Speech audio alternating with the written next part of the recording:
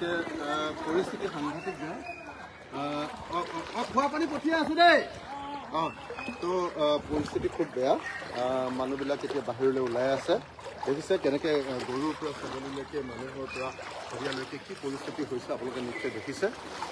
এতিয়া অভাৰটপ কৰিছে। আজি ৰাতি 1:30-2টামান বজাত পৰা আমাৰ দৰিকাখন য'ত আকৌ মঠবাৰী বনাইছিলোঁ, আগতে নবনোৱা হ'লেতো অৱস্থা বেয়া হৈ গ'ল।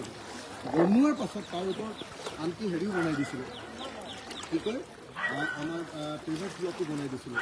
সেই মঠাউৰিও এতিয়া তাৰ ওপৰেদি পানী বৈ গুচি গৈছে। পৰিস্থিতি অত্যন্ত ভয়ানক। দৰিকা নদীৰ পানীয়ে এইমাত্ৰ মই এইখন এইডোখৰতে মানৱ ছবিনৰ ঘৰটো নহয় জানো? গেইল কলনী পাহি হৈ আহিছোঁ। আমাৰ হেৰি মানৱ ছবিনৰ ঘৰটো এইডোখৰতে আছে। আমাৰ শিল্পী মানৱ ছবিনৰ ঘৰটো এইডোখৰতে আছে। এইডোখৰ অৱস্থা এতিয়া হেৰি হৈছে। এইডোখৰ আমাৰ খাৰুৱা সমষ্টি কৰিছে, কিন্তু খাৰুৱা সমষ্টিৰ লগতে আমি লাগি আছোঁ। আমাৰ দুটা সমষ্টি একেলগে লাগি আছে। বাইদেউ ওলাই দিয়ক, ওলাই দিয়ক, ওলাই দিয়ক। বস্তু কিছু অলপ চলপ উলিয়ালে নাই? বস্তুখিনি ওপৰলৈ দি দিয়ক, বস্তুখিনি ওপৰলৈ দি দিয়ক। এতিয়া নকমে, বাঢ়িবহে হা। বাঢ়িব এতিয়া। এতিয়া আপুনি মানে হেৰি চব চৰাইদেউ আৰু নাজিৰা যিটো পানী আছিলে সেইটো এইফালেদি গুচি আহিছে। গতিকে এইটো নদী সেইটো বনোৱা বৈ দিছে।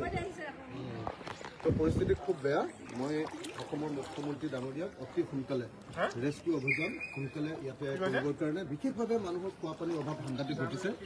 গতিকে খোৱাপানীৰ ব্যৱস্থা গ্ৰহণ কৰিবৰ কাৰণে আমাৰ ডিষ্ট্ৰিক্ট প্ৰশাসন মোটামুটিভাৱে মানে ইমান ঠাইত হৈ গৈছে যে তেওঁলোক মোটামুটি কণ্ট্ৰল কৰিব নোৱাৰা পৰিস্থিতি হৈছে। সেইকাৰণে ষ্টেটৰ পৰা যদি স্পেচিয়েল যদি ব্যৱস্থা নকৰে, প্ৰত্যেক ঘৰ মানুহৰ লোকচান হৈছে। গাড়ী ঘোঁৰা যিমান আপোনালোকে চাওক চবৰে। এইখন গাড়ী এতিয়া সোনকালে এইখন উলিয়াই দিব লাগিছিলে সোনকালে। এতিয়াতো ঘৰ গাড়ীখন বৰবাদ হৈ যাব। এতিয়া দূৰৰ পৰা নমস্কাৰ জনাইছো দেই, আমি যাব লাগিব এতিয়া। একদম বেছি পানী হৈ গ'ল।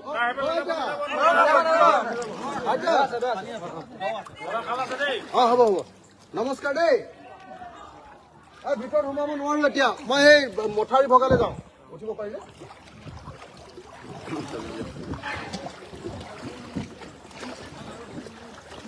এক ছেকেণ্ড নিপম না কেমেৰাটো ধৰি দিয়ক।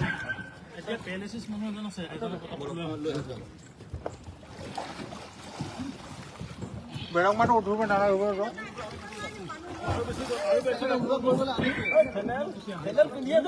বেছি উঠালে মানুহ লাহে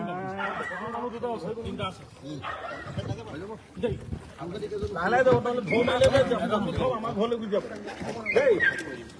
লাহে যাব। সাপ ওলাইছে ন? মানুহ পেটলা পাইছে মানুহ কেইজন হ'ল? কমাই ল'ব লাগিব নেকি? কমাই লওক, অলপ তই নালাগে দে। আমাৰ দৰিকাৰ মঠাউৰি যোৱা বছৰ মই নিজে উদ্যোগ লৈ এই মঠাউৰিটো বনাইছিলোঁ। কিমান ওখ কৰা হৈছিলে মঠাউৰিটো?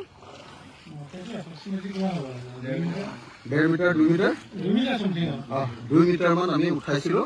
কিন্তু আগতে মানে মঠাউৰি নুঠাওঁতেও পানী নুঠে। এইবাৰ 2 মিটাৰ উঠোৱাৰ পাছতো এবাৰ পানী উঠিছে। সেইকাৰণে এইবাৰৰ বানপানীটো এটা অভূতপূৰ্ব বানপানী। মই অসমৰ মুখ্যমন্ত্ৰী ডাঙৰীয়াক বাৰম্বাৰ জনাই আছোঁ, মুখ্যমন্ত্ৰী ডাঙৰীয়া এবাৰ শিৱসাগৰলৈ আহক আৰু আপুনি বাস্তৱ পৰিস্থিতি এবাৰ চালে গম পাব। ইয়াত আপোনালোকে যিকেইখন নাও দিছে সেইকেইখন নাওৰে মানুহ চবকে উদ্ধাৰ কৰাটো সম্ভৱপৰ নহয়। চবৰ ঘৰৰ সম্পত্তি ইমান লোকচান হৈছে, জীৱনত শিৱসাগৰৰ মানুহৰ ইমান লোকচান হোৱা নাছিলে, হয়নে? এইবাৰ যিটো বানপানীত লোকচান হৈছে। গতিকে চৰকাৰে প্ৰত্যেকটো বস্তুৰ এটা মূল্যায়ন কৰি এছেছমেণ্ট কৰি প্ৰত্যেক ঘৰ মানুহৰ যিমান লোকচান হৈছে, লেপ তুলিৰ পৰা আৰম্ভ কৰি, চোফাৰ পৰা আৰম্ভ কৰি, ফ্ৰিজটোৰ পৰা আৰম্ভ কৰি, আপোনাৰ ৱাশ্বিং মেচিনটোৰ পৰা আৰম্ভ কৰি, ইনভাৰ্টাৰটোৰ পৰা আৰম্ভ কৰি, ঘৰৰ পাঠ্যপুথি ল'ৰা ছোৱালীবিলাকৰ কিতাপ পত্ৰৰ পৰা আৰম্ভ কৰি, টেবুল চকীৰ পৰা আৰম্ভ কৰি যিমান বস্তু নষ্ট হৈছে, ভঁৰালৰ ধান নষ্ট হৈছে, তাৰ পাছত আপোনাৰ খেতি বাতিটো গ'লেই খেতি বাতিটোহে জীৱ জন্তু গাহৰিবিলাক কেনেকে আপোনালোকে দেখিছে এটা এটাকে ধৰি ধৰি মানুহবিলাকে কেনেকে লৈ গৈছে গতিকে পাৱাৰ টিলাৰো পানীত গুচি গৈছে ট্ৰেক্টৰ কেইবাখনো পানীৰ তলত যোৱা দেখিলো মটৰ চাইকেল বিলাক গাড়ীবিলাক পানীৰ তলত গুচি গৈছে মই অসমৰ মুখ্যমন্ত্ৰী ডাঙৰীয়াক অনুৰোধ জনাওঁ যে এইটো কনভেনচনেল ৱে যে এই 10,000 12,000 টকা ক্ষতিপূৰণ দিলে নহ'ব এইটো নতুন ধৰণে চিন্তা কৰিব লাগিব যে এইটো এটা অভূতপূৰ্ব বানপানী গতিকে অন্তত এখন গাড়ীৰ কাৰণে যিটো ক্ষতিপূৰণ দিব লাগে সেই ক্ষতিপূৰণ তেনেকে যাতে দিয়ে তাৰ কাৰণে এটা নতুন ব্যৱস্থা গঢ়ি তুলিবৰ কাৰণে NDRFৰ অধীনত